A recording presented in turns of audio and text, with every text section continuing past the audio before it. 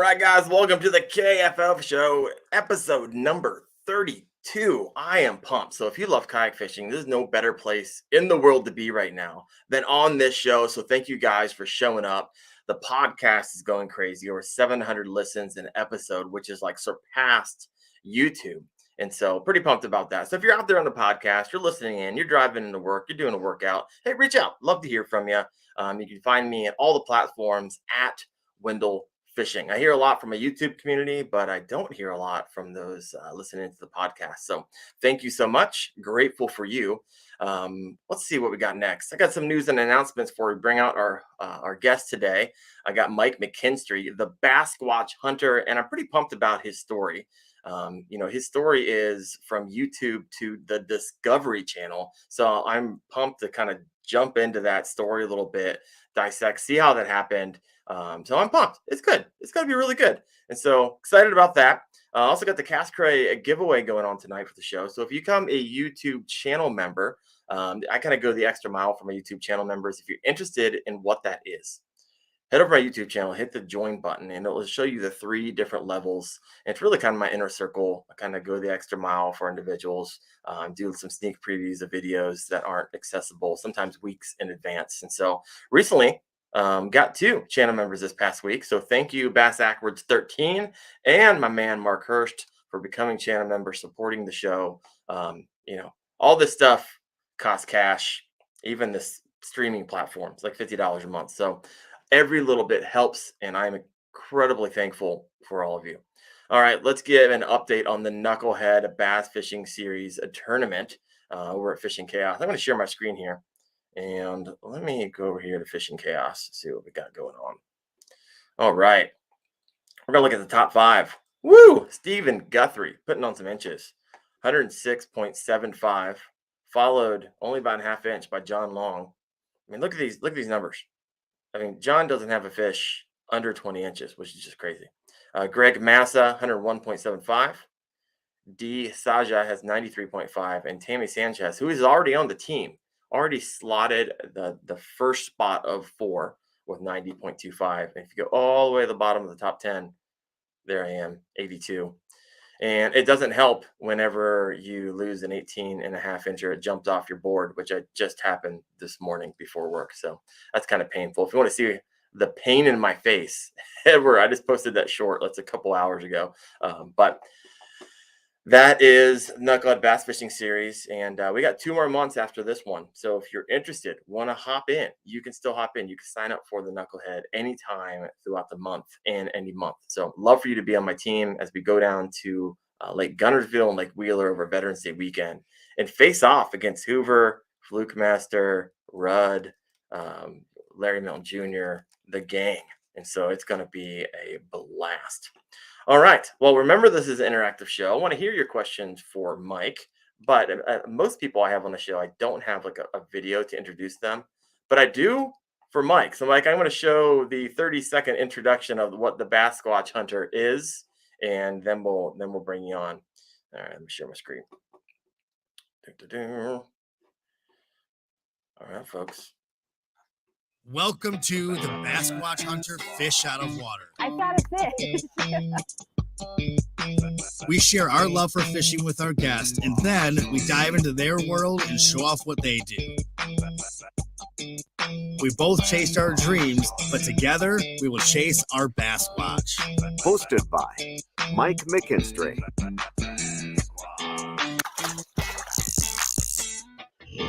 The Bassquatch Hunter. Fish out of water. Mike, welcome to the show, brother. How you doing? Good. How are you, man? I am doing well, man. I actually watched one of the episodes of the Bassquatch. Oh, which one did you watch? The one with Sadie Bass Oh, on Bass I Lake love that one. on the Bassquatch Hunter. I mean, Yeah. there's a lot of bass going on in that. You know what? That episode is amazing. Well, I look forward to hearing about all these interviews that you've done. But first, before we delve into that very interesting story, I want the origin story. Like you started, it sounded like you started out on YouTube, and maybe something precedes that. I couldn't find it when I was kind of doing my research, but hand it to us. How'd you get into YouTube, one, and then the transition to the freaking Discovery Channel? Yeah, that's the best way to describe it too. Is the freaking Discovery Channel. I still see that every Saturday when my show airs, and I see that little D in the bottom with the little swirling globe in it. I'm just stare at it for a couple of minutes. I'm just like, huh. Because that wasn't my plan. That's not how I started this. Like, I didn't start doing this thinking that this was going to be on Discovery. I mean, I hoped it obviously eventually would be, but it's one of those things where like I set goals in a weird way, and I used to always talk about this all the time online. Like I don't set goals as like a landing spot. I set goals as like a launch pad where if I reach to it, then I know it'll launch me to the next one. And then if I reach that, it'll launch me. Like if people make a goal as a finish line, then you give up or become complacent. And I'm not wired that way. So Discovery Channel was always one of those things where I was like, if I hit that, that'd be cool. But you know, the old saying that, if you shoot for the moon and you miss, you still lie among the stars. Yeah. All right. So that's Well, kind no, of how I until set my now. goals. I always That's set my awesome. goals like that. Like I'll shoot for the moon, but if I miss, I'm still among the stars and I can launch off a star to get closer to the moon and whatever. So anyway, man, I started out, I've been in marketing, or I was in marketing for 13 years, and I had a lot of careers, a lot of businesses. I mean, I've had a music business. I did professional mixed martial arts for a while. I coached hockey. I did private hockey coaching. I did private self-defense classes. I had a rustic industrial furniture business for a couple of years. That was really good. It was awesome. All right. I owned a bar when I was 25. I bought a bar restaurant. I've had all these businesses, but my main career, I worked at a firm. I was a director of sales at a marketing and promotional marketing company. And I loved that career. I loved that industry of like, I did stuff for like Kid Rock and Eminem and GM. I did all Kevin Van Dam's marketing for 9 years, like Oh, promo and nice. logo designs and book distribution and stuff. And I loved the atmosphere, but I found myself like not waiting to get out of work so I can go fishing. And it wasn't because I loved fishing. Like my parents didn't fish. Like none of my friends really fished. Like fishing, I've just always been around water. Like where I live, there's 24 lakes within 10 minutes of my house. There's 3 lakes in my neighborhood. I mean, there's just water everywhere up here. So I just always fished. It's just something I just did. But I played a lot of team sports, and fishing was the only one I didn't need a team for. I could do it by myself. Right. So I found myself working just so I could get off of work and go fishing. And I literally was trying to make enough money to buy a new boat all the time or to upgrade my fishing gear. Like most of us have a day job just to be able to afford to do what really makes us happy, you know? Yeah. So, or to allow us the freedom to take time off to do it. And I was like, man, a lot of my clients talk to me about fishing all the time. And I'm only at my office like a week, maybe a week a month. The rest of it was all just remote or on the road. And I was doing that for years. The last year I worked in my office, I was probably there once a month. And that was just to turn in some reports and just say hi to everybody and just be like, hey, like I'm still alive, everybody. But every day I was on the water, I was fishing. And I started like getting this thing where I was like dreading having to do actual work, you know, like most of us do. But Everybody listening in is like, yep. yeah, exactly. Well, this is so relatable, and anybody can do what I did. Like I'm not a superhero or magician or I mean, I'm lucky for sure, but anybody could do what I did and hopefully better, to be honest with you. But I literally just sat there one day and I was like, man, I just need to get on the water today. I'm taking a day off work. I'm turning my phone on silent. I just need a day on the water. And you know, I got rid of my bass boat because I needed to get in spots where the boat wouldn't go, and I kept on damaging my boat motor all the time. So I bought a kayak, my first kayak, a feel-free lure 11.5, just because someone told me that I didn't want that. I wanted a Hobie instead. And so I was like, well, I'm curious to see why I shouldn't get that one. And I looked at it and I was like, this is amazing. Like, what are you talking about? Right. And it was a lot cheaper. So I bought it and I fell in love with the seat, the stability. And I was like, man, these things, I didn't even know they existed. So I started telling my buddies like, hey, these things exist. And they're like, yeah, bull crap, we'll flip over. I'm like, no, this thing, you don't understand. These new fishing kayaks, there's a bunch of different brands. Like there's a bunch of different colors. Like these things are like little boats. Like, trust me. So either way, fast forward a week or two after my first kayak, I'm on the water and I'm talking to this client. And I was like, man, I don't want to. And he was a guy I worked with for like 9 years, like 10 years. Like, so we were like buddies. And he owned a pizzeria chain. And I was like, hey, man, I'm like, I'm not really working today, but I saw you calling. It's like, what's up? He's like, oh, I need some of this, blah, blah, blah. And then I stopped mid conversation. I started screaming about this fish. And I'm like, oh my God, listen, blah, blah. And I'm on speakerphone. And this guy was like, you know what? Forget the business stuff. I need a picture. Send me a picture of what you just caught. So I sent him a picture. We talked about fishing for like a half hour. And that was my aha moment. That was when I was like, what am I doing? Like, I just had so much fun telling this dude about my experience and how cool this kayak was and how my kayak just turned in a full circle with a fish. I'm like, this is like, I literally hung up the phone with this guy. And I'm not even joking. I called the owner of the company. I was a director there, so I was like a contracted employee technically. Like I wasn't really like an employee. I called the owner of the office of the shop and I was like, hey man, I think I'm gonna quit. and he started laughing. He goes, and no joke, he didn't ask any questions. He just said fishing. And I said, yup. And he goes, well, I'm here if you need me and you can always come back. And how long do we got? I'm like, I'll give you 2 weeks or a month, whatever you need. Do you want me to hire someone to replace me or train people underneath me? What do you want me to do? He's like, he's like, you've kind of been in and out for so long. We were kind of waiting for this. He goes, why don't you just do what you got to do? And if you need us, we're here if you want to come back or whatever. I was like, cool. So they give me a going away party like a week later. Do my going away party. Literally that night, I started a YouTube channel. And that was the start of it.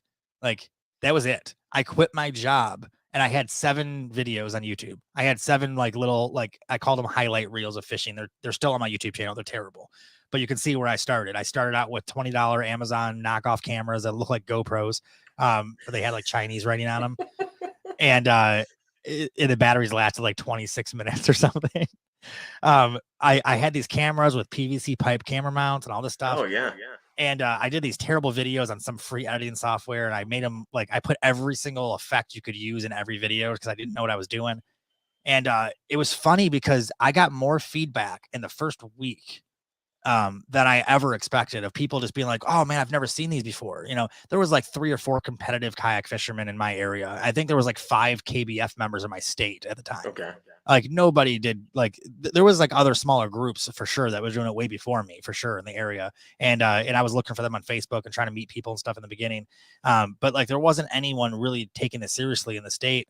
So I was like, yeah, this stuff is cool. Come check it out. And I started doing like these meetups with people where they just try out my kayak. And I bought another one so they could try out another one. Then I bought another one. And I wanted people to try it. I fell so in love with sharing how cool the adventure was. And I fell so in love with how excited people got trying it out for the first time. And I was like, you know what? This is it. I need to make my YouTube channel and my brand. At the beginning, it was called Kayak Anglers of the Midwest. And I was like, I need to make my brand something that's welcoming. I want people to come try this out. We did it once every 2 weeks. We did a meetup where all these people would come out and try kayaks out for the first time. I'd borrow them from a local retailer. And I just fell in love with the excitement people had. I'm like, yeah, it's cool, right? Like one of those things like, yeah, I told you, isn't this cool? And then it literally just from there, brands started reaching out to me and they're like, hey man, your content's contagious. Like you're truly getting people into the sport. Like what you're doing, nobody else is doing right now. Like there's other people, there was, Chad Hoover had his TV show and YouTube channel. Gene Jensen had his awesome YouTube channel. One of my favorite YouTube channels for fishing. My good buddy, Robert Field had his YouTube channel going. And that was pretty much it in the kayak world. That was literally it. I think Drew Gregory had his show at the time too, and his River Bassin series too. So like there was like very few people that I could look at to see what to do, and none of them were doing what I wanted to do. They were all doing entertainment and tournaments and all this cool stuff.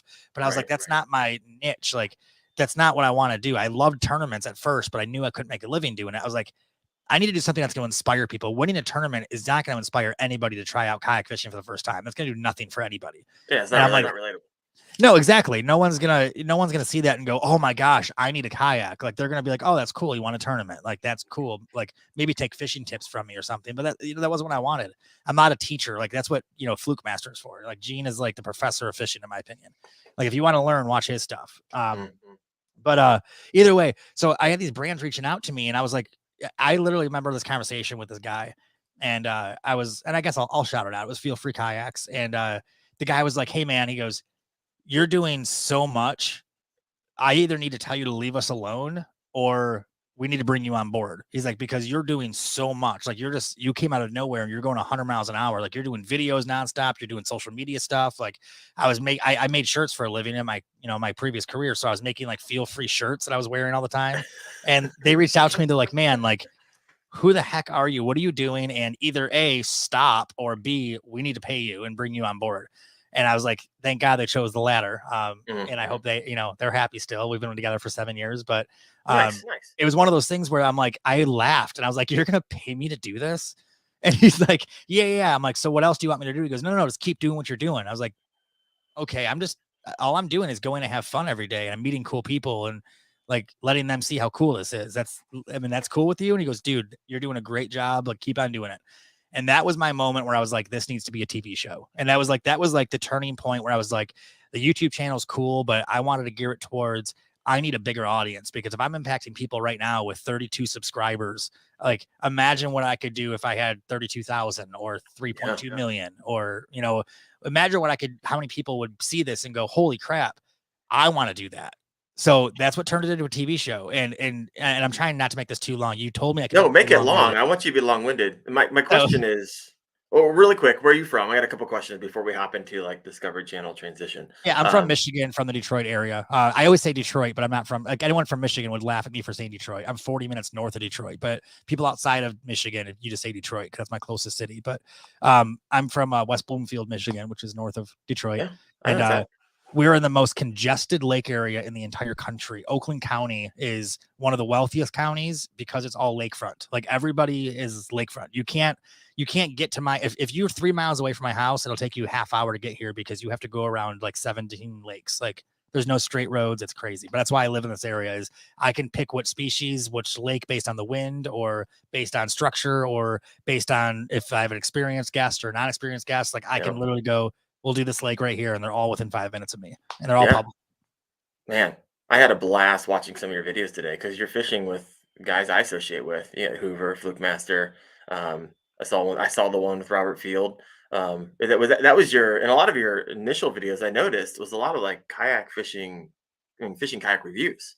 That's kind of what you cut your teeth on. A lot of your videos are on that, and we are all absolutely every single one of us are waiting for that call. You're doing so much for us. We either want to pay you or you got to go away. Like, you know what? It's not a bad call to get.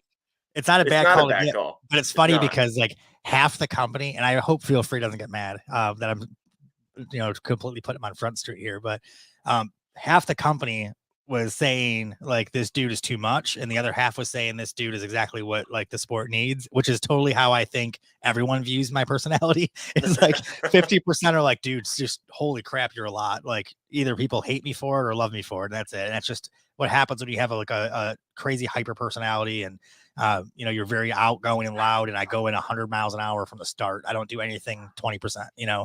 Anything that's worth doing is worth doing right. So hey, I can appreciate that. Fishing with Gramps is on right now. He said, Bill Dance hat on the shelf. All that matters right there. Is that what that is at Tennessee?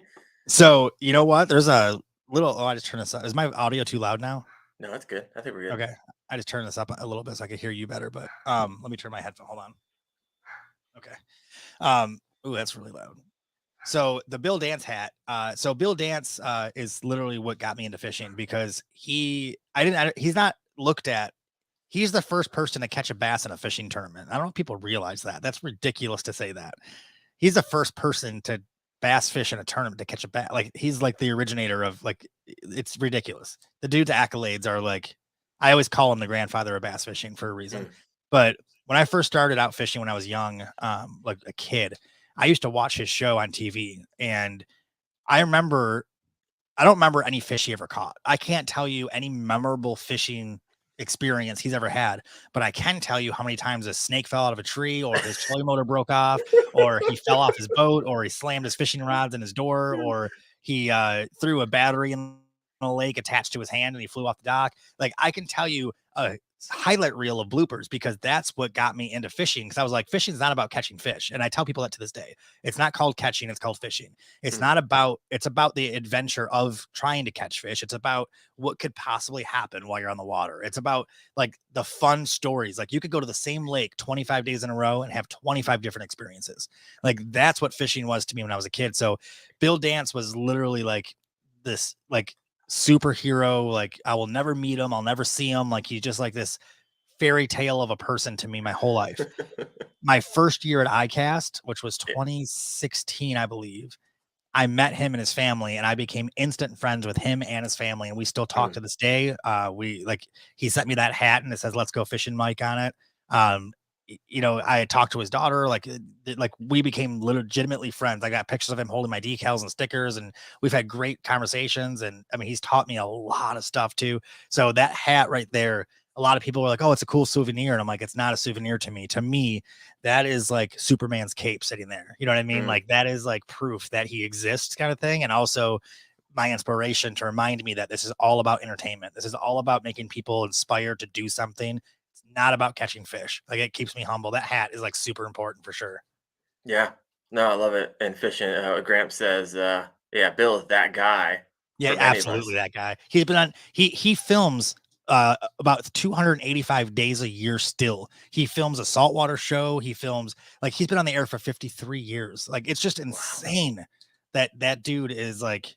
There wouldn't be an iCast without him. There wouldn't be, like, he co-invented Strike King lures. He named it, actually. Like, there's Okay. so many things that dude has done that people don't even know or give him credit for. And I tell him every year when I see him in Florida, which I'll see him in a few weeks here at ICAST. Every year I tell him, I'm like, dude, look around. Like, congratulations. Like, you did this. You know what I mean? Like, how many of us wouldn't be here? We wouldn't have the opportunity. And that's what I hope that I can be like a fraction of what that man is. I hope I can be that to somebody else, like, and that's literally what motivates me with all the stuff I do. Like, I do so many facets of my brand, and that's my biggest, like, pie in the sky motivation is, like, if I can have a 10th of the impact on anybody that guy had on me and everyone else in the sport.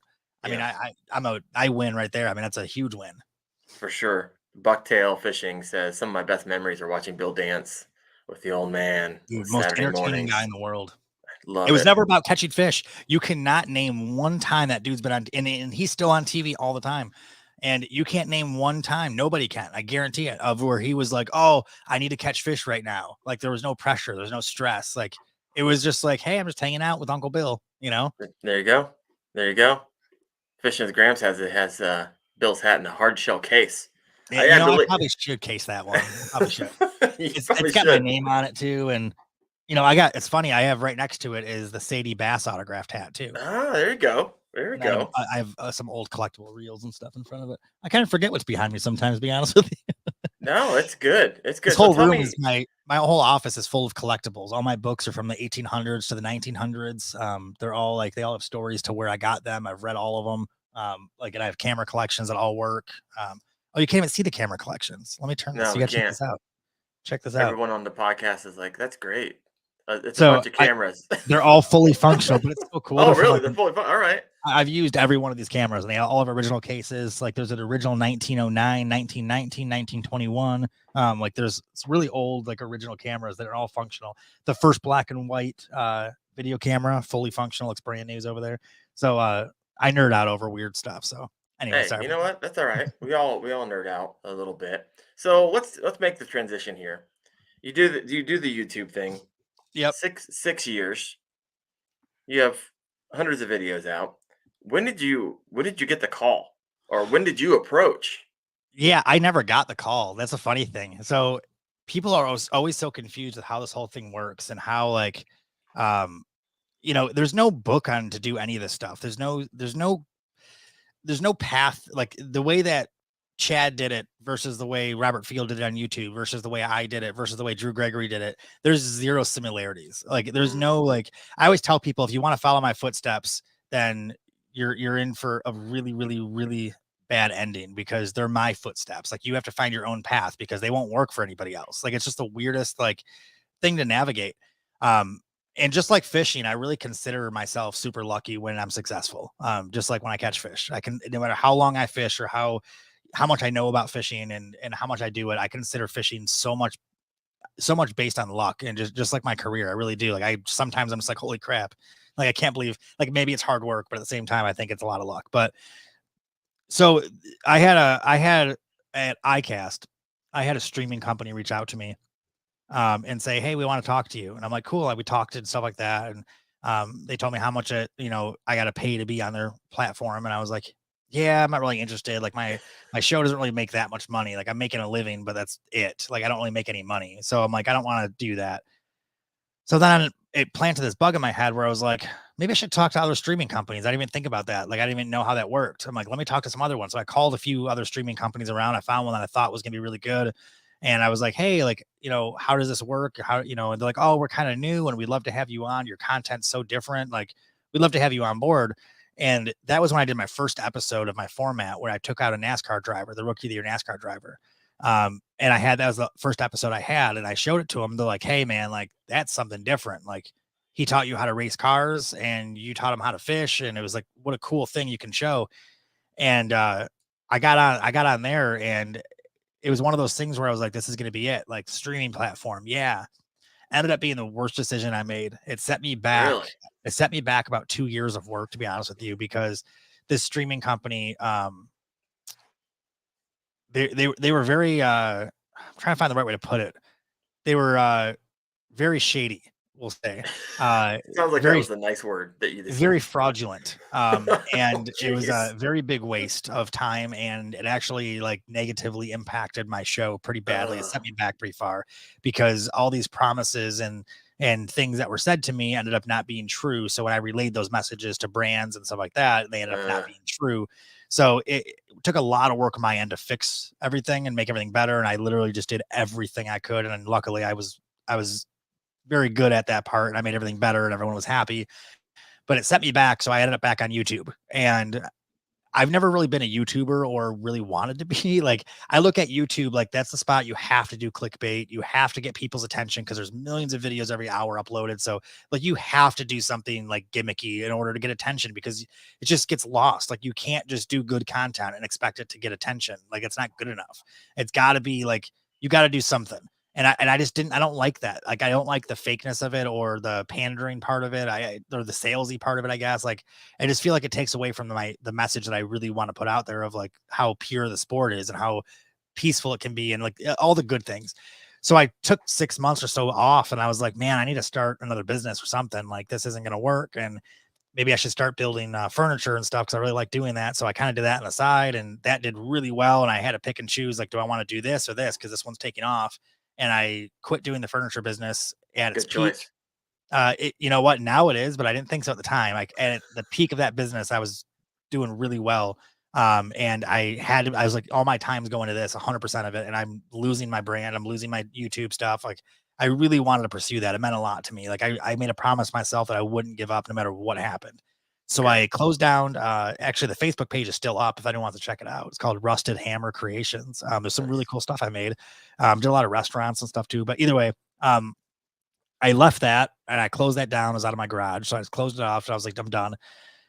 And then I actually got a call. And it was through an agency, and they were like, hey, we saw your show. We saw what you're doing. And man, this is different. And I was like, yeah, like, I totally agree. Like, how much am I gonna have to pay you? And they're like, no, not like that. They're like, we really like your content. And I was like, what?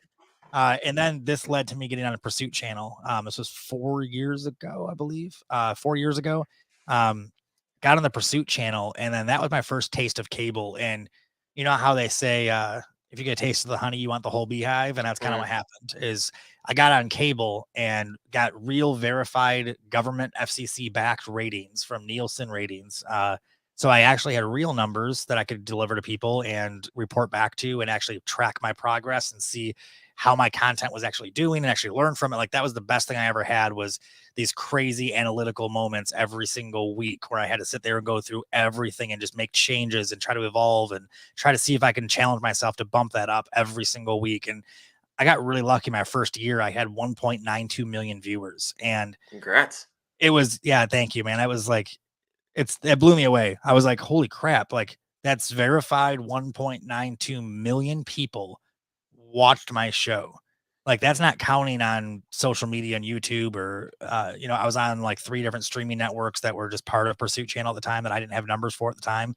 Right. And I was like, holy crap. Like, this is something now. Like, people are actually liking this. And then the next year, the same channel, the same network was like, hey, you're doing stuff here. You're in the top 5 on our network. Like, you're doing something totally different. Your show looks so much different than anything we have. Like, there's no banjo picking. This isn't like boring fishing. Like, this isn't Grandpa's fishing show. Like, you're actually showing other people who also chase their dreams, and you're showing them how to fish, and then they're showing you how to do what they do. And you're inspiring people to try out new things outside of fishing. And your audience, I had a 13% female audience my first year on cable, which is super. The average standard for outdoor networks is under 5% for I believe female it. audience. I see the metrics on my channel alone, and it's like super low female. What's your female number? Do you know? Oh, it's under 10. Yeah, that's normal for sure. Like, I think mine on YouTube now, I think, is in the 20s. I can actually pull it up right now. I'm curious.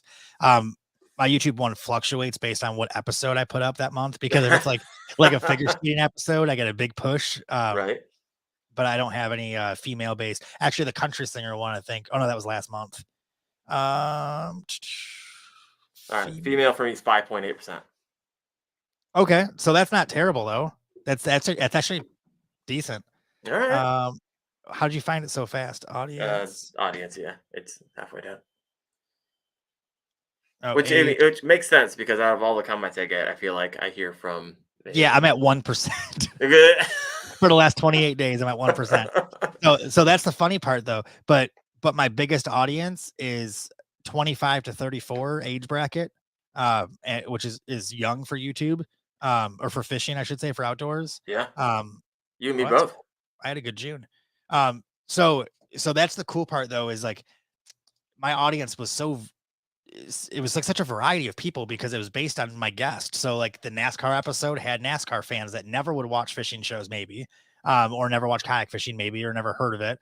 Then another episode was like a WWE wrestler, and it was people who probably never fished before either, but they saw their hero, like the WWE guy or the UFC fighter or the country singer. They saw them doing something different. Like they're like, oh, like Sadie Bass, like amazing, incredible, beautiful girl. Amazing singer. They saw her on The Voice. They saw her on wherever they watch her at, all these concerts all over the country. But then they saw her in a different way, like out fishing in a kayak for her first time, catching fish, having fun. And they're like, oh, that's pretty cool. Like, I can do that. Like, if she can do that, I want to go try it now. Then they saw me jump on guitar and jam with her all night at a bonfire till 1 a.m. And they're like, hey, that's pretty cool. Like, she's a real person. Like, so the way that we modeled the show just started taking off. And we won a Telly Award, which is the television awards. I think it's like the 40 cases behind me. I think it's a 40 something year, this year, 45th year, maybe. We won a Telly Award for excellence in sports on TV, our first season. Our second season, we won another Telly Award for excellence in nature and wildlife. Our third season, which is for last year, which is they do the awards a year later. So last year for this year, we actually didn't get a Telly Award this year, but we got nominated for an Emmy. I saw you. That was like 3 days ago. You were at the Michigan Emmys. Dude. Yeah, I got it right here. There it is. It was like the most insane. It was the most insane thing in the world. Like, we were the first kayak bass fishing show to ever be nominated for an Emmy. Pause real fast. I want to hop into that before we hop in there. For those who have never seen the show, give me the premise of the show. Yeah, of the show. I mean, people have like pieced it together, but one was that the original dream from the beginning. So when I first started the show, I'm obsessed with two shows since I was literally like really young. There's the How It's Made show on Discovery Channel, where it's like factory tours of like pencils and like weird things that we use every day, but we have no idea how it's made. So when I was a kid, my mom used to get so mad at me. I would stay up all night, just like I do now, but I would read a book cover to cover. It was Goosebumps books back then, but I'd read a book cover to cover all night and then wake her up at 4:30, 5 o'clock in the morning and tell her the whole story to get it out of my mind so I could finally go to sleep for an hour or two before school. And then when I got a little bit older, it turned into watching the How It's Made show, because it used to air for like, back then, and I'm not trying to date myself too old here, but back then they didn't really have 24-hour news cycles. So like there was like wrestling on in the middle of the night. There was like, there was just like random programming. So the How It's Made show used to air for like 8 hours or 6 hours or whatever, like a long gap all night. And it was like the weirdest documentaries of like, I will never forget how springs are made and pencils and, bottles and stuff like that. But that show fascinated me all the time, because my favorite thing to do was when people would be like, oh yeah, I got this pencil or whatever. And I'd be like, hey, you know how that's made? And I would explain to them the process. And I was like such a nerd, but people thought it was cool. So when I started this show, I was like, man, like the two shows I'm obsessed with are Dirty Jobs, How It's Made, and Bill Dance. How can I make all three of those into one? Like, how can I take my favorite parts of all these things that make me really happy and share them? Because I know they make other people happy too. So we did the NASCAR episodes, our first one, and took the NASCAR driver out fishing, showed him how to fish out of a kayak for his first time, teach him how cool the kayaks were. We got his like natural reaction. We've never met before. Like most of my guests I've never met before. Before we filmed. I never let them practice kayaking first. I don't let them practice casting first. I don't practice what they do first, unless it's like hockey or something I already do. Like I don't meet with these people and do anything in advance. Like everything on camera, even if we skunk, if we catch no fish, we air it. It's public lakes and it's real. It's an exact experience of what you would get if you tried any of these things for the first time too. So we take out the NASCAR driver. We teach him about how to fish out of a kayak. We got his reaction his first time standing up in it, his first time like moving in it, first fish he caught. And then we go to a racetrack, a really famous racetrack where everyone races go-karts and these like death mobiles, no seatbelts, no suspension, just dirt track. Like we were all in pain for like a week afterwards. We broke, I think we went through between motors and frames. We went through like 7 or 8 of these go-karts. But the dude taught me how to race, and there was so much science behind it. And there was so much like how to break your right tire loose is all that racing's about, is like how to control your back rear tire, like your right rear tire. And I was so fascinated by like, I had a faster go-kart, but this dude was lapping me. And I was like, dude, there's so much to this. And we got to go to the NASCAR track. We were the first fishing show in NASCAR history to get licensing to film on the track. Oh, wow. And it was a pain in the butt to get. We had a 7-person crew. We had a NASCAR official with us. We had a NASCAR official vest we had to wear, but I got to sign the checkered flag. Like all this cool stuff happened. After that episode aired, people were like, holy crap, you got to race with a NASCAR driver. And I was like, holy crap, I got to fish with the NASCAR driver. Like that part was exciting for me. And then like he was telling me afterwards, he goes, yeah, people were like, oh man, that's so cool. You got to teach someone how to race. And like, that was the feedback because everyone loved that. I was like, this is it. This is exactly what I need to do. So then we did more episodes like that with my tattoo artist, where he taught me how to do a tattoo. I did a Sasquatch tattoo on his leg, a permanent tattoo. All right. My first time ever holding a tattoo gun was on camera. We didn't practice. We didn't like nothing. It was on his leg?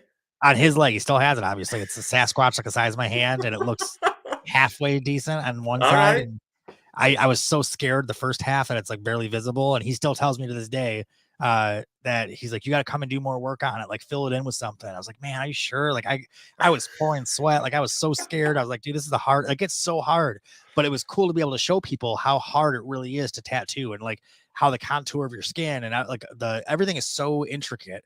And then show him learning how to, I mean, he already fishes, but like showing him how to fish out of a kayak and how to use a pedal drive. And so like every episode we do is different though. Like we just filmed with an executive chef, and he's never been in a kayak, and I taught him how to fish, taught him how to kayak. We caught monster smallies that day. He taught me how to cook these amazing dishes. We had a cook off and a little competition.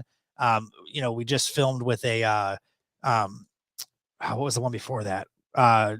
An auto body collision guy, a guy who runs a whole auto group of collision centers. And I got to do body work on a car for the first time. I got to paint someone's actual car. Like it wasn't staged or a scrap door, like someone's actual car that was getting repainted. I did the base coat, the clear coat. They had to redo the clear coat, but I still did it first. And I sanded it afterwards. Like it's so cool because like, I'm not just sharing how cool it is to go fishing, because that everyone knows that's cool. Like even if you don't fish, people are like, oh yeah, that's cool. You get to fish all day. But how cool is it to show you how awesome these other careers are, and like other people who followed their dreams and do something a little bit different, and how much fun it is and how passionate they are about it. Because I meet kids all the time that are like, hey, I want to learn how to do this because I saw it in your thing, or if you could do it, I could do it, or I want to follow this career, and it's like, it's not about fishing. It's about that elusive, crazy dream that we never get on camera, which is what a Sasquatch is pretty much, which is where the name came from. And we just wanted to show people that elusive adventure, that elusive goal that you never reach. Like you can reach it. And here's a bunch of different people doing it. Here's a bunch of various people, men, women, old, young, artists, Olympic athletes, whatever, all chasing their dreams. And they're all in the same boat where it's like, we did something different. Like we decided one day to risk everything and bet on ourselves and just go, you know what? I don't care if I make money. I don't care if I live out of a van. I don't care what happens. I'm going to do something that makes me truly happy, that I'm passionate about, and that I can inspire other people to do too. And that's why all my guests have one thing in common, and that's it. But the show is so much fun.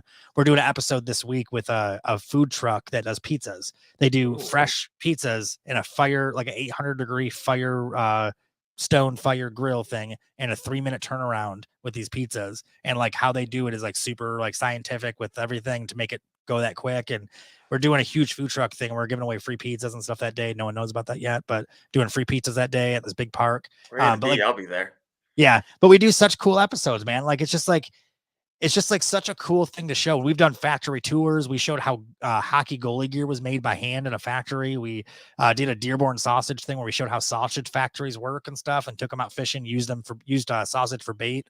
Like I've gotten a zip line with gators, like I've gotten to fly a 1947 Piper seaplane and fish out of it. Like the stuff we've gotten to do with the show, it's just like fishing's cool, man. But you know what? the people I get to film with are so much cooler. Like the stuff they do, like the stuff that I get to do with them, like, you know, who gets to go work at a food truck and do free pizzas? Like, it's so cool. Like, I love what we do. Man, that is an interesting life you lead, my friend. So It's interesting. only like So 15% of my life though. And most of my life is in this office, and that's why I've read all these books in here because, like, I sit in my office all day. I do so much work behind the scenes. You know, everyone thinks I fish for a living, and I always say, I'm like, no, I'm not a professional fisherman. Like, I'm a host of a show that has fishing in it. Like, most of my life is not fishing. I wish it used to be. I used to fish 7 days a week, but now it's like I get to fish for fun maybe once a month.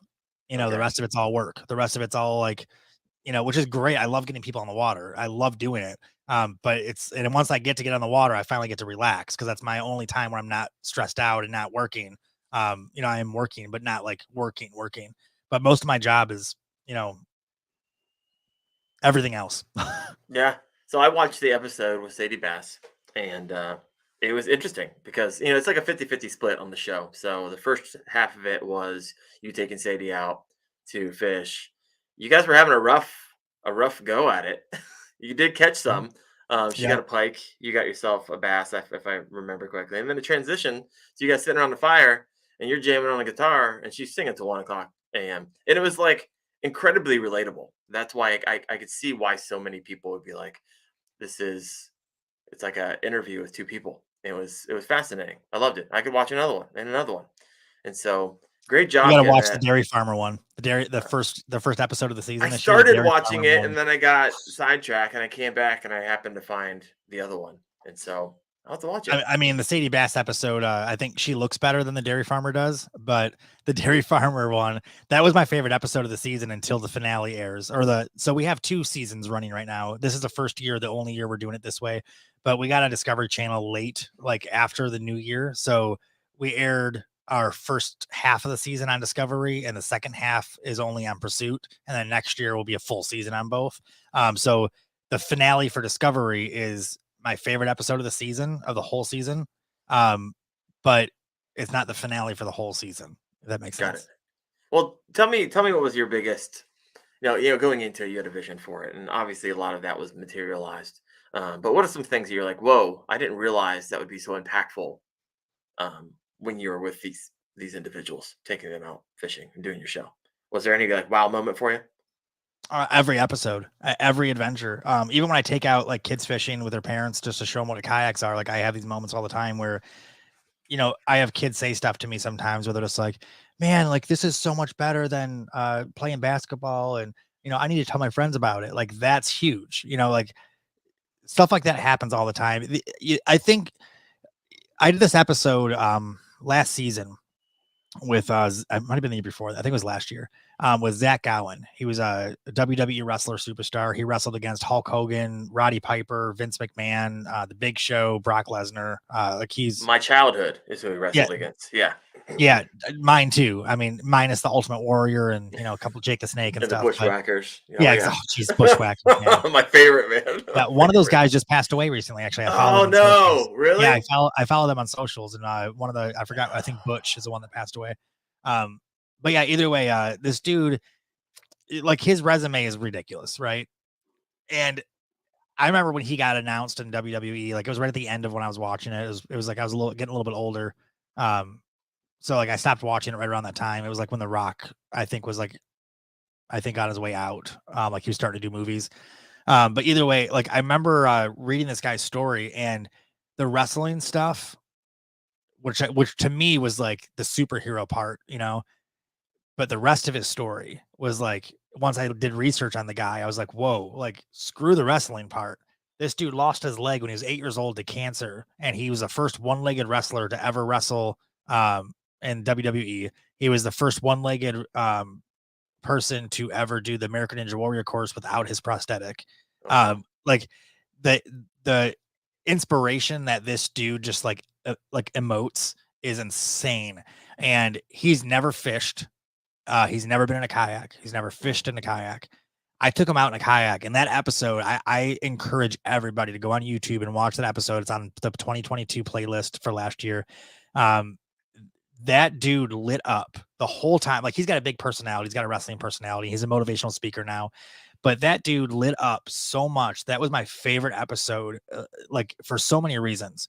And it was one of those things where I even told him, I don't know if it was on camera or not. I don't remember if it was in the episode or not, but I told him while we were filming, I was like, Zach, I'm like, man, and we've met each other before. We did a couple, like, I volunteer and film a lot of cancer survivor events, and I do a lot of work with Children's Hospital. So I met him at a few events over the years, but I've never like talked to him.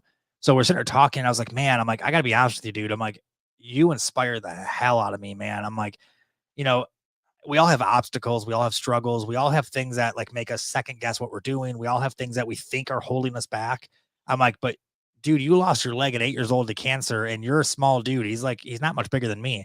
And you became a WWE superstar. Like you were like at the top of WWE. You went against, you had every big famous match. You did all these crazy things. You set records. You were the first person to ever do what you did. Like nobody looked like you until you did it. Like, and now you do motivational speeches and I watch these videos and I see them, these kids just like light up. I'm like, man, like I want to do what you do. Like I want to, like, this is amazing what you do. And me and him are still friends. We still talk, we still keep in touch. And, you know, we've ran into each other at other events in the last year or two as well. But, you know, that dude is probably the first guest. I can't say the only guest, but the first guest that I sat back and I was like, dude, I just want to like, just want to hear you talk. Like, tell me everything. Like, share your story. Like, I just want to be like a sponge right now. Like, what you do is so beautiful and so powerful and so cool.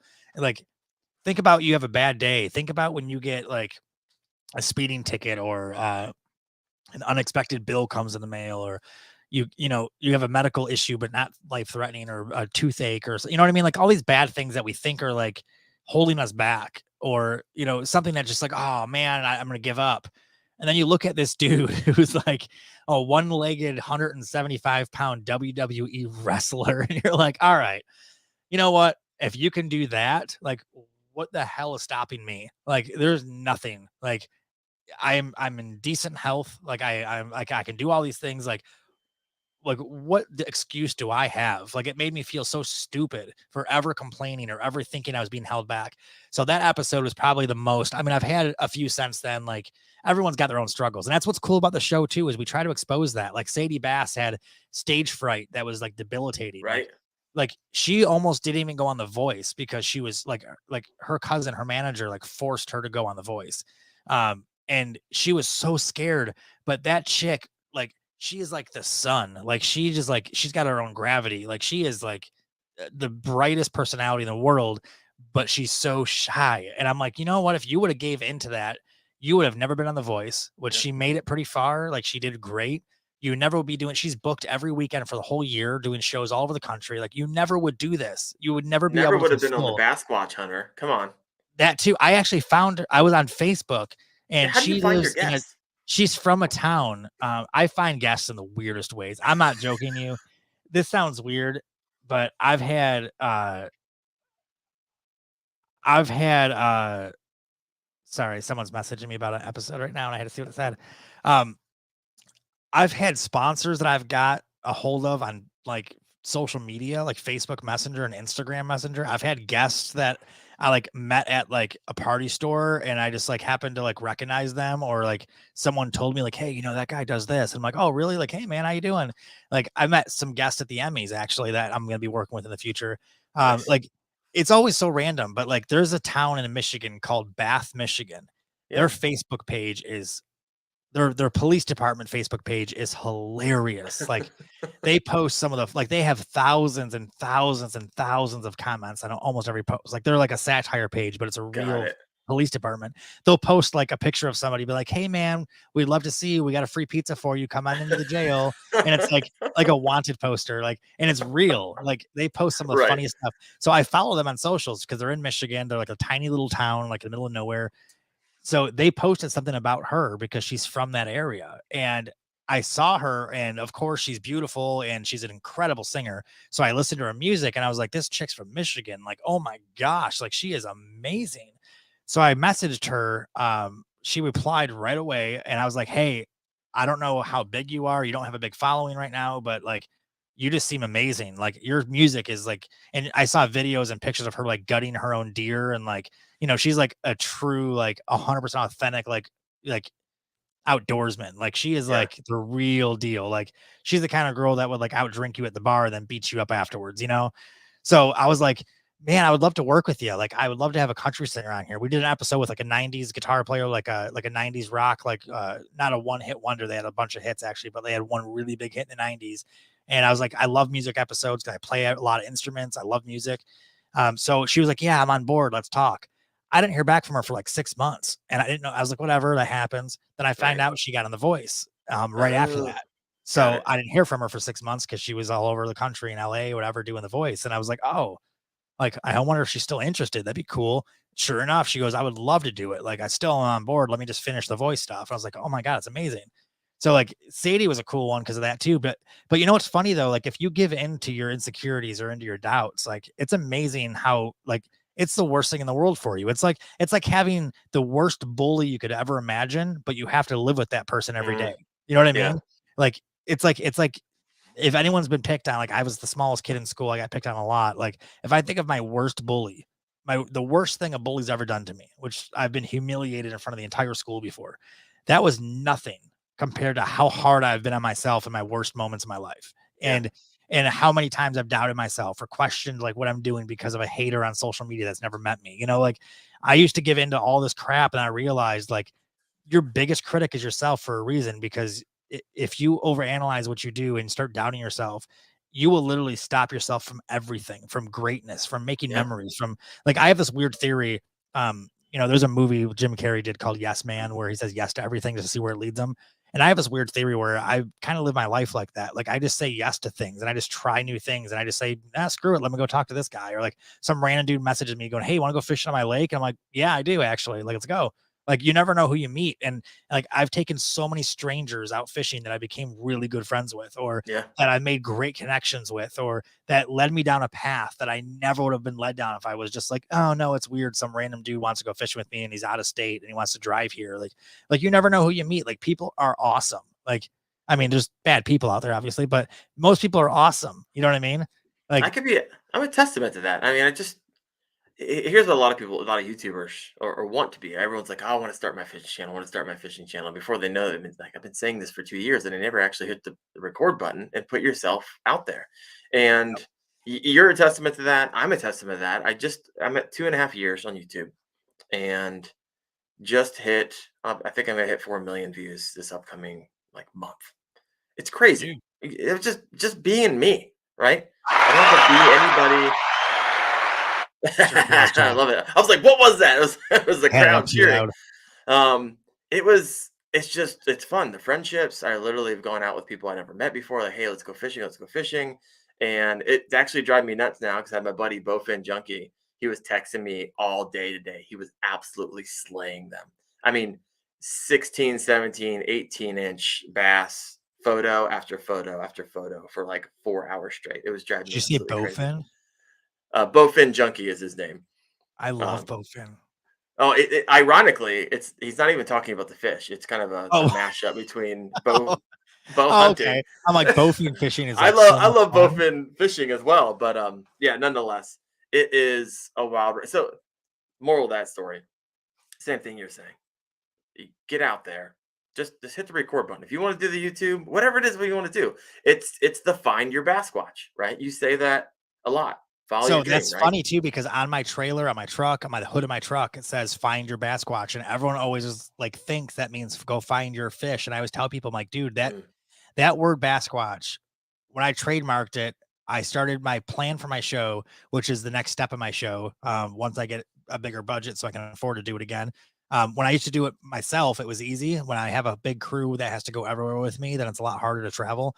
But I like trying to find like the biggest peacock bass in Florida, the biggest mhm. salmon in northern Michigan, the biggest walleye in Minnesota, the biggest whatever the like biggest sturgeon in Idaho. I did that episode too. Like I used to do that when I was filming by myself. I would just go to these different states and be like, I want to catch the biggest fish in this area, and I want to bring someone with me to do it though. I want to share this with somebody. Like nobody wants to be on top of a mountain by themselves. They get pretty No, lonely, but bring a whole party with you, and then it's pretty fun.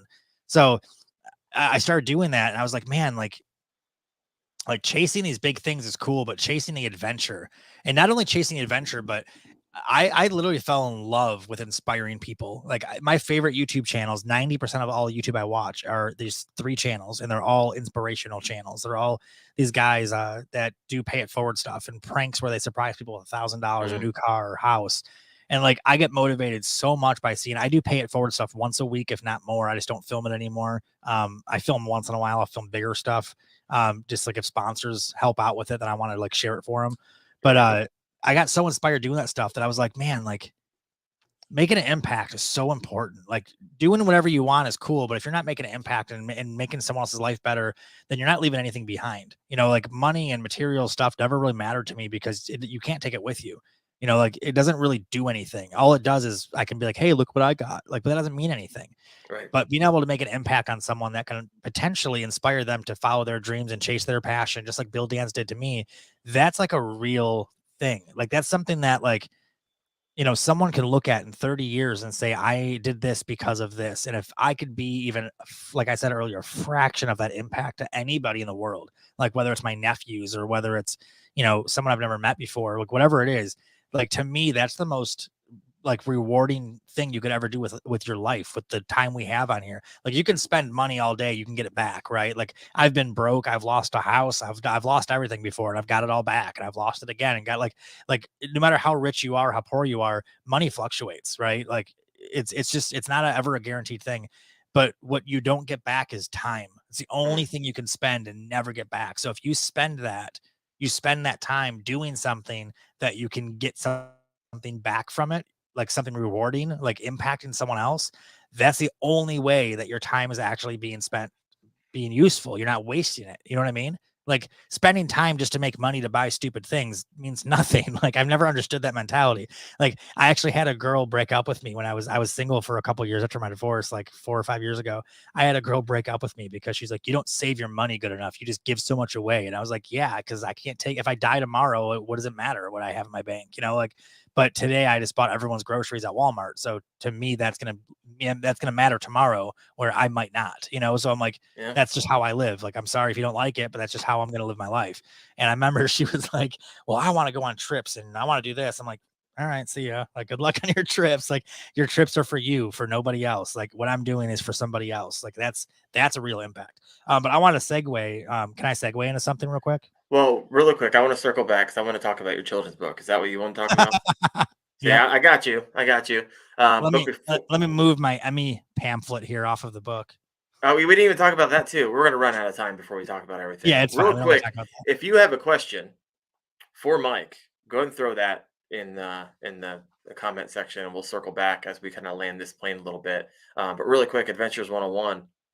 You've impacted Diane and I.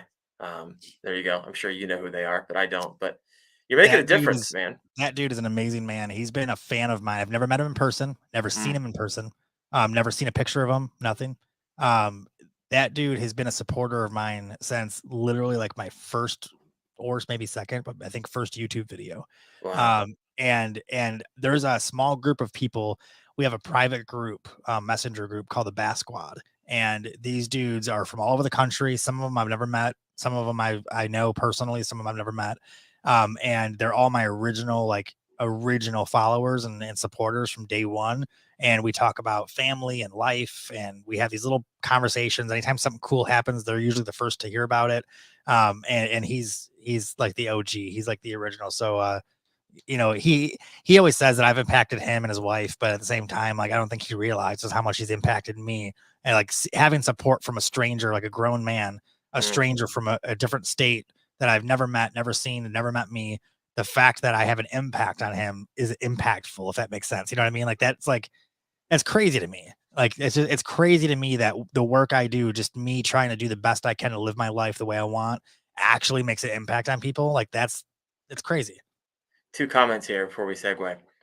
Greg, which is um, a guy that's always on the channel, one of my community members, channel member as well. I love going back and forth with all of them. He says, don't mean to repeat this, but this young guy has a grip on life. So right on there. And then Dale, Mike took my nieces fishing on Saturday, caught a couple sunfish. I purchased your book, gave it to one Oh, of them for their birthday. It was a big hit. So tell me about this book. Well, thank you, Dale. I appreciate you being the one. I'm joking.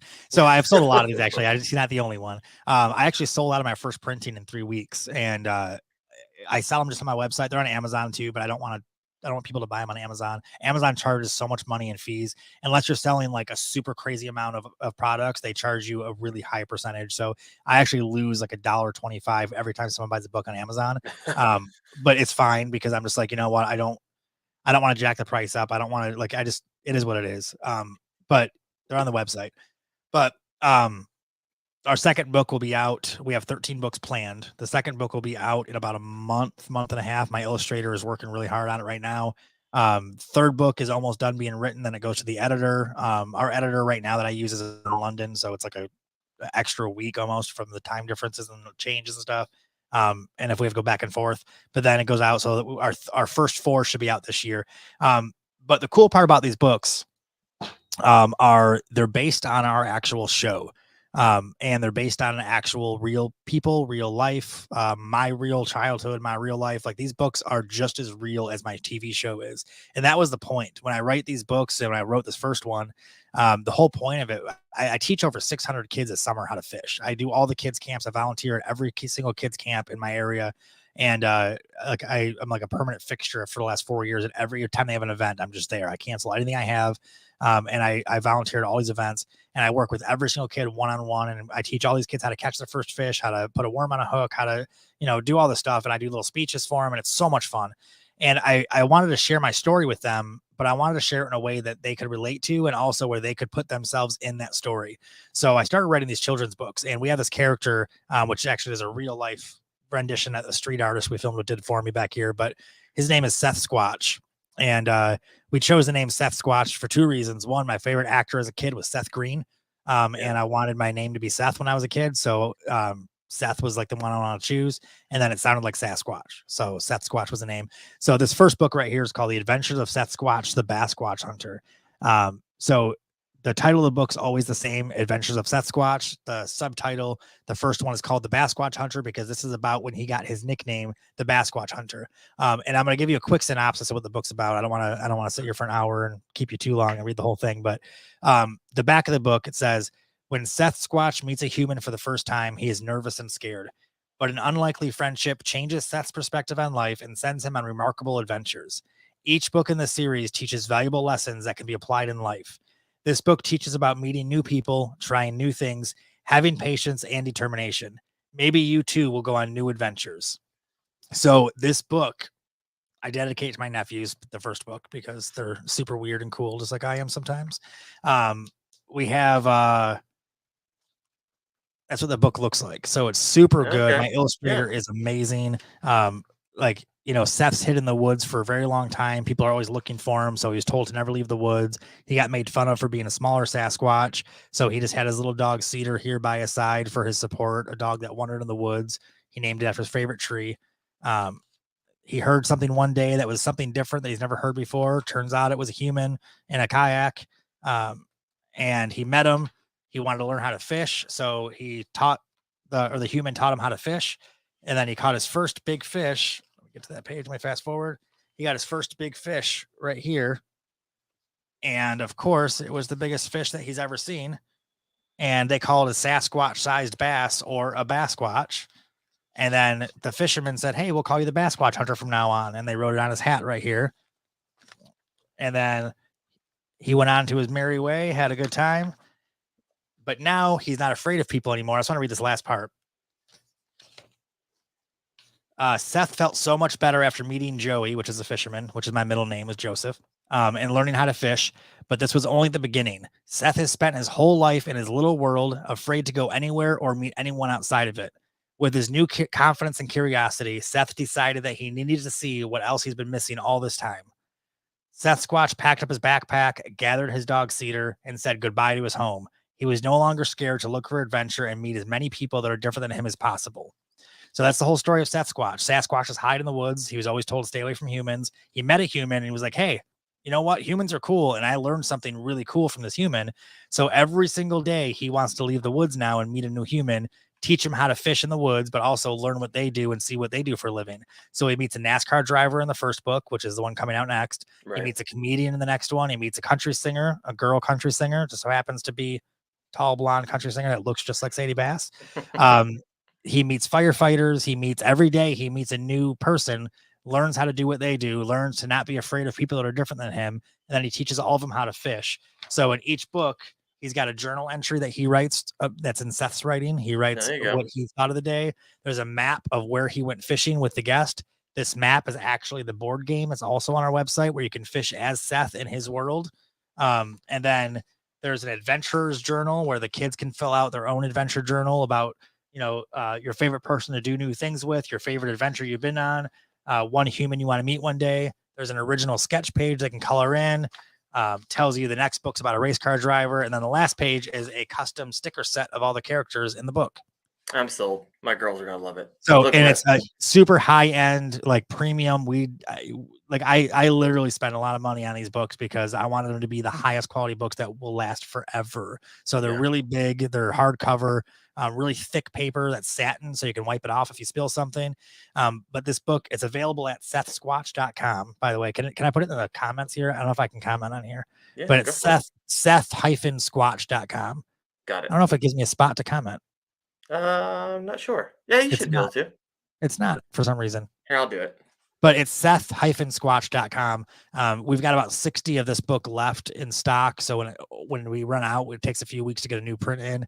But thank you for putting that in. But check these books out, guys. They're super cool and everyone's loved them. We do kids readings all the time. And every kid has been, I read to 135 kids at once last week or 2 weeks ago. And every single kid, all second graders, and they all were so attentive. They had their attention the entire time. They were so excited. We're planning a private reading with the parks department with like 100 kids in the fall.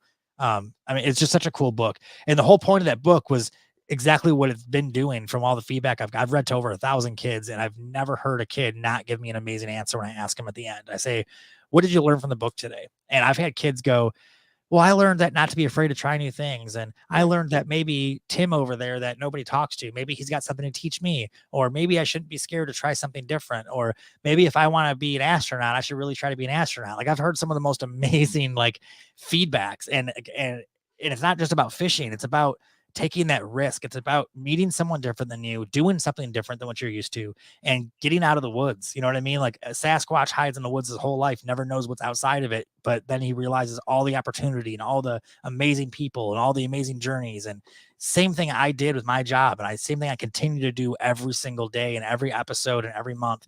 And I want to encourage everyone to do that, is get out of the woods, see what you've been missing all this time. If you've been an engineer for 25 years and you've never like taken a risk or done an adventure or anything like that, maybe take a week off work and go hiking or do something you've never done before, because you never know what opportunity that could present itself because you did something different, or you met someone different, or you gave this guy a chance to talk to hang out with that you've never hung out with. Like I took my neighbor fishing across the street from me.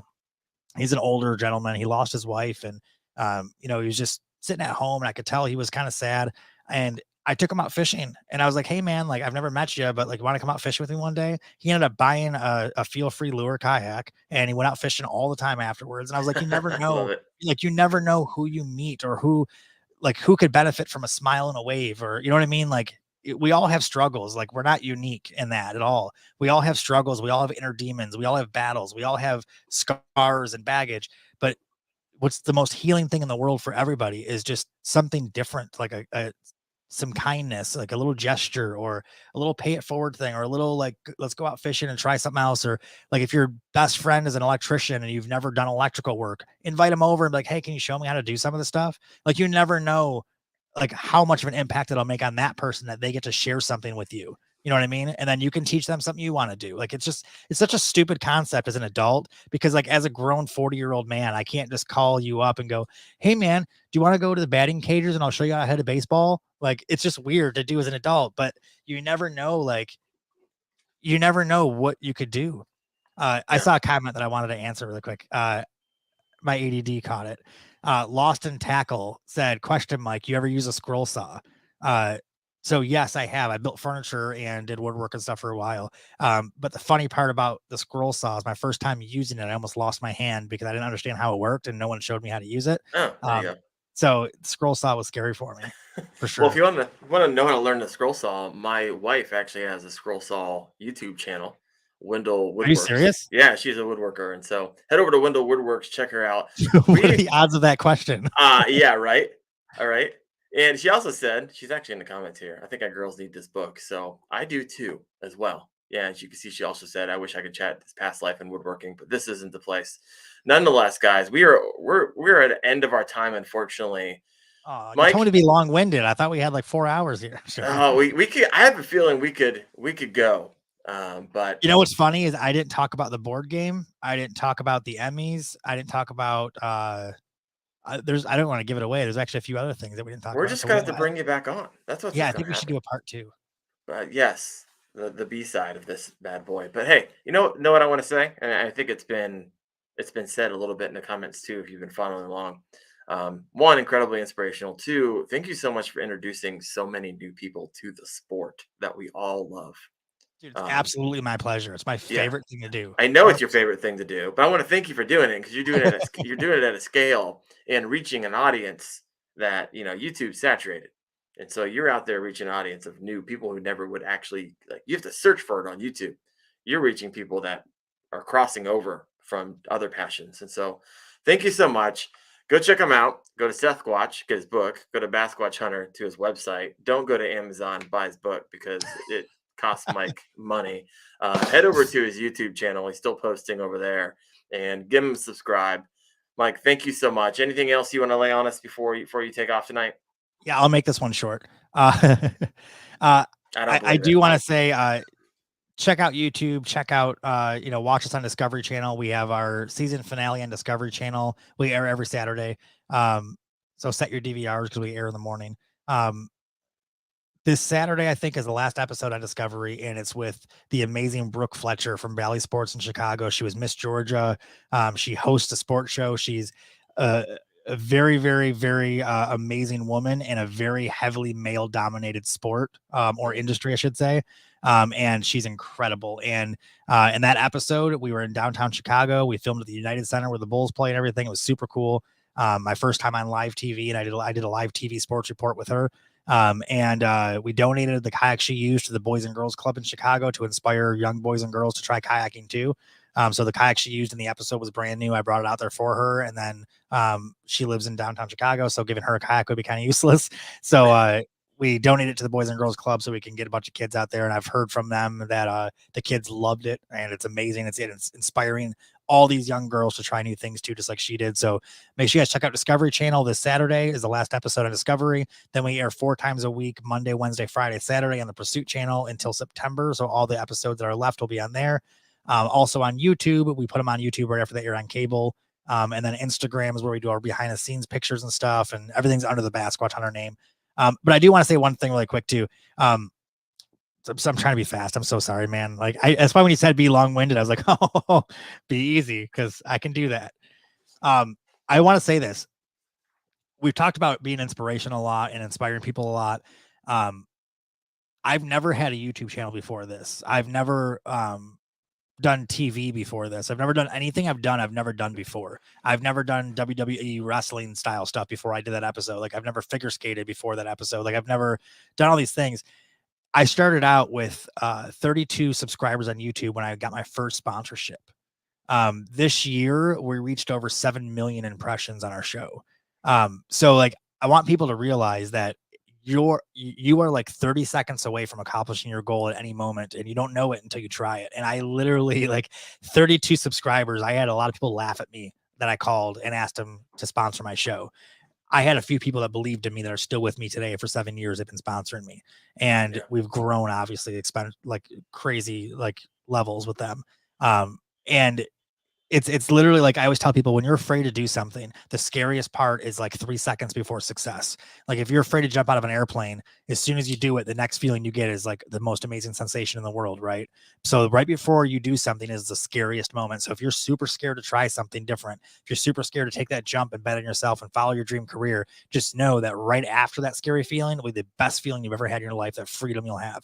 So 7 years started out with nothing, and I literally built the first kayak bass fishing themed show on Discovery Channel, the first kayak bass fishing themed show that was been nominated for an Emmy. Um, it's just amazing what we've accomplished, and I can't wait to see what else we accomplish.